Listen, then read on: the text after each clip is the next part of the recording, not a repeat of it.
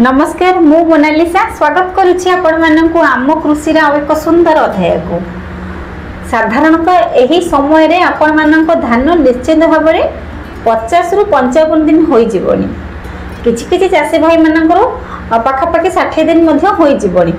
तबे एही समय रे आमे कोन करिबा, केउ प्रकार खाद्य सार प्रयोग करिबा, केउ प्रकार पोषक तत्व थिबा सार प्रयोग करिबा जहा द्वारा आमे धान अधिक परिमाण रे उत्पादन करि परिबा।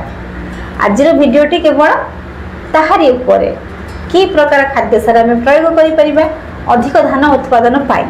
जदि आपण माने आम कृषि यूट्यूब चैनल रे नुआ दयाकोरी आम कृषि यूट्यूब चैनल को सब्सक्राइब करंतु, भिडियोटी को अधर स्किप करंतुनी कहीं निश्चित भाव में यही समय रे आपणक धान 50 दिन हो जाइथिबो।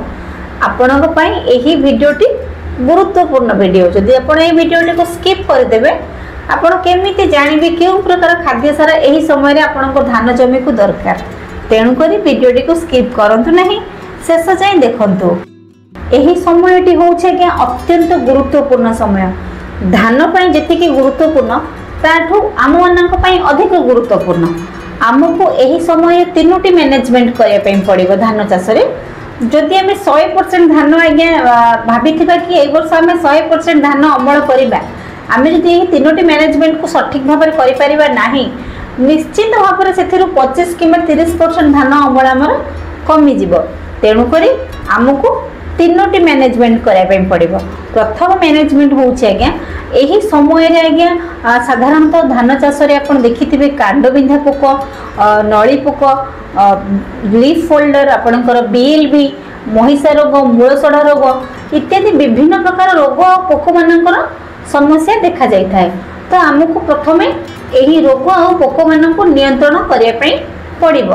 द्वितीय मैनेजमेंट होउछि आज्ञा आमको एही समय रे एमिति किछि खाद्य सार प्रयोग करिया पई पड़िबो जेहु खाद्य सार गछटी को वेजिटेटिव ग्रोथ पाखरु नै कि प्रोडक्टिव ग्रोथ पाखरे पहुंचैबो।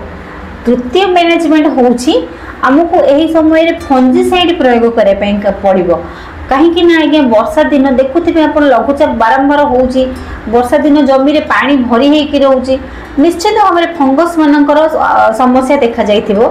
तो तेणु करी आमको फंजीसाइड व्यवहार करिया पे पड़िबो।